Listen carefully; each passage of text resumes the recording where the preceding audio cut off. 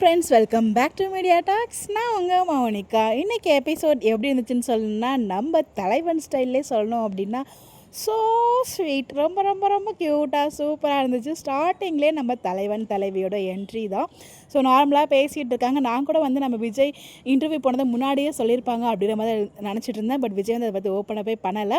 So Kaveri கேட்டோடனே வந்து பார்த்திங்கன்னா இந்த மாதிரி ஓவர் குவாலிஃபைடு அப்படிங்கிற மாதிரி வந்து சொல்லிட்டாங்க அப்படின்னு சொல்லும்போது, ஸோ அது எனக்குமே அது கவலையாக தான் இருக்குது. நீங்களே வந்து ஒரு பாஸ் வந்துட்டு இன்னொரு இடத்துல வேலைக்கு போகிறது அப்படின்னு சொல்லும்போது, ஸோ வந்து நம்ம விஜயோட அந்த டைலாக்ஸ், உண்மையிலே டைலாக்ஸ் எல்லாமே ரொம்ப ரொம்ப சூப்பராக இருக்குங்க இப்போ ரீசன்ட் டேஸில். ஸோ எல்லா டைலாக்ஸுமே வந்து அவ்வளோ ஆப்டாக சூப்பராக இருக்குது. ஸோ இவங்க 2 பேரும் பேசிகிட்டு இருக்க அப்போது தான் நம்ம குமரன் வராரு.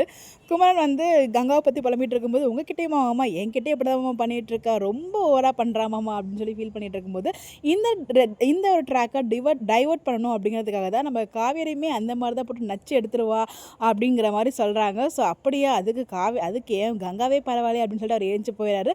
ஸோ நம்ம காவேரி செம்ம கொலவெறியில் வந்து கடிச்சிடுவாங்க. அந்த க்யூட்டாக இருந்துச்சு. அந்த ரியாக்ஷன்ஸ் எல்லாமே அவ்வளோ அழகாக இருந்துச்சு. ஸோ ரிப்பீட் மோடில் பார்க்குற மாதிரி இருந்துச்சு. உண்மையிலே அவ்வளோ அழகு. அப்போ தான் சொல்லுவாங்க, நான் வந்து அதை டைவர்ட் பண்ணுறதுக்காக தான் அந்த மாதிரி சொன்னேன். ஸோ ஒரு பையனுக்கு இன்னொரு பையன் வந்து இதே மாதிரி ஃபீலிங்கில் அதை விட கஷ்டமாக இருக்குன்னு நினச்சா அவன் வந்து சந்தோஷப்படுவாளே, அது ஆறுதல் எடுத்துப்பான் இல்லையா, அதனால தான் நான் சொன்னேன் அப்படிங்கிற மாதிரி கன்வின்ஸ் பண்ணுவாங்க. ஸோ அது ட்ராக் ரொம்ப அழகாக இருந்துச்சு. அடுத்த நாள் தாத்தா பாட்டி வராங்க. ஸோ பாட்டி இன்னும் திருந்தலாங்க, அப்படியே தான் இருக்காங்க. என்னமோ ப்ரீவியஸ் வீக்கில் அப்போ வந்து பார்த்திங்கன்னா ரொம்ப நல்லவங்க மாதிரி காமிச்சாங்க. இப்போ வந்து பார்த்திங்கன்னா திருப்பி மூஞ்சி தூக்கிட்டு தான் இருக்காங்க. இப்போ வரைக்கும் காவிரியை அவங்க ஏற்றுக்கவே இல்லை.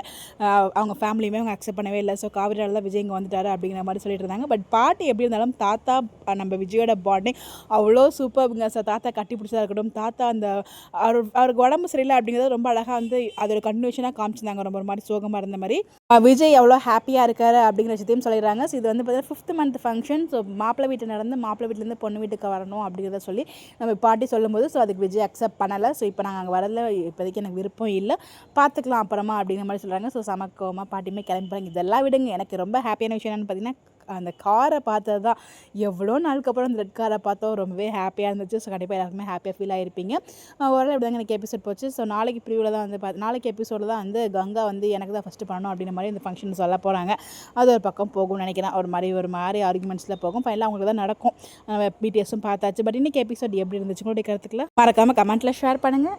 எப்படி இருந்துச்சு உங்களோட ஒப்பீனியனை அப்கமிங் ப்ரெடிக்ஷனை கமெண்ட்டில் ஷேர் பண்ணுங்கள். நம்ம டிஸ்கஸ் பண்ணுவோம். இந்த மாதிரி அப்டேட் தெரிஞ்சுக்க நம்மளோட சேனலை ஃபாலோ பண்ணிக்கோங்க. Bye bye.